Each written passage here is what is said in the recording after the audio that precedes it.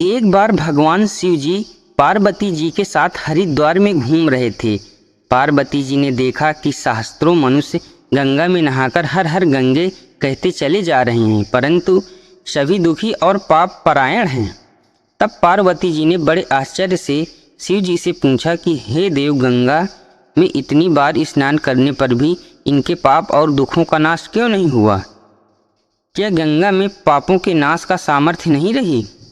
तब शिव जी ने पार्वती जी से कहा, प्रिय, गंगा में तो वही सामर्थ्य है, परंतु इन लोगों ने पाप नाशिनी गंगा में स्नान ही नहीं किया है, तब इन्हें लाभ कैसे होगा? पार्वती जी ने आश्चर्य से कहा, स्नान कैसे नहीं किया? सभी तो नहाकर आ रहे हैं, अभी तक तो इनके शरीर भी नहीं सूखे हैं। शिव जी ने कहा, ये केवल जल में डुबकी लगाकर आ रहे हैं, तुम्हें कल इनका रहस्य समझाऊंगा।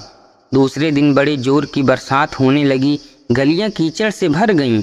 एक चौड़े रास्ते में एक गहरा गड्ढा था, चारों ओर कीचड़ भरा हुआ था। शिव जी ने लीला से वृद्ध रूप धारण किया और दीन विवश की तरह गड्ढे में जाकर ऐसे पड़े जैसे कोई मनुष्य चलता हुआ गड्ढे में गिर पड़ा हो और निकलने की चेष्टा करने पर भी न निकल पा रहा हो।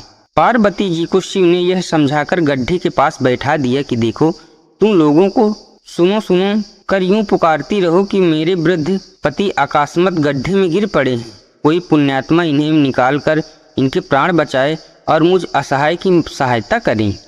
शिव जी ने कहा, जब कोई गड्ढे से मुझे निकालने को तैयार हो तब इतना और कह देना कि मेरे पति सर्वथा निष्पाप हैं, इन्हें वही छुए जो स्वयं निष्पाप हो। यदि आप निष्पाप हैं तो इनको हाथ लगाइए, नहीं तो हाथ लगाते ही आप भस्म हो जाएंगे।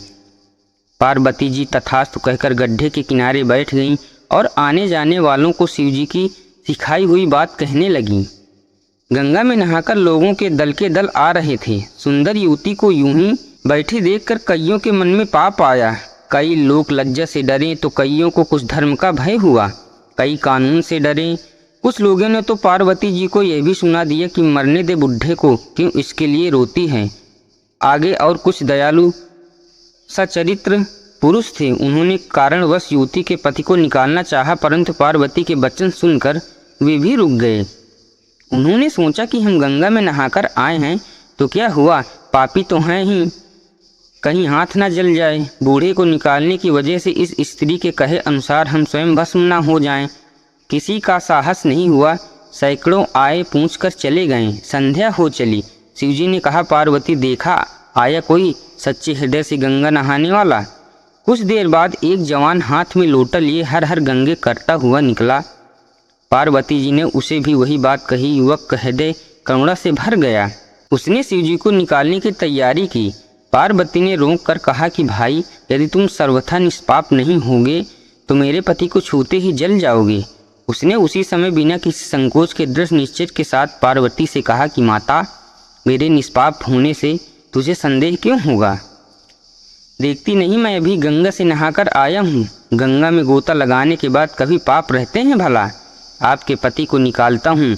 युवक ने ऐसे बूढ़े को ऊपर उठा लिया। शिव पार्वती ने उसे अधिकारी समझकर अपना असली स्वरूप प्रकट कर उसे दर्शन देकर कृतार्थ किया। शिव जी ने पार्वती से कहा कि इतने लोगों में से एक ने ही गंगा का स्नान किया है। इस दृष्टांत के अनुसार जो लोग बिना श्रद्धा और विश्वास के केवल दंभ के लिए गंगा स्नान करते हैं उन्हें वास्तविक फल नहीं मिलता, परंतु इसका मतलब यह नहीं है कि गंगा स्नान व्यर्थ जाता है। गंगा स्नान का बहुत बड़ा पुण्य भी है। गंगा स्नान करने से सभी पापों से तो मुक्ति मिलती ही है, साथ ही मोक्ष की प्राप्ति भी होती है। ऐसा हमारे धर्म पुराणों में बताया गया है। दोस्तों, वीडियो पसंद आए तो लाइक एंड सब्सक्राइब ज़रूर करिएगा।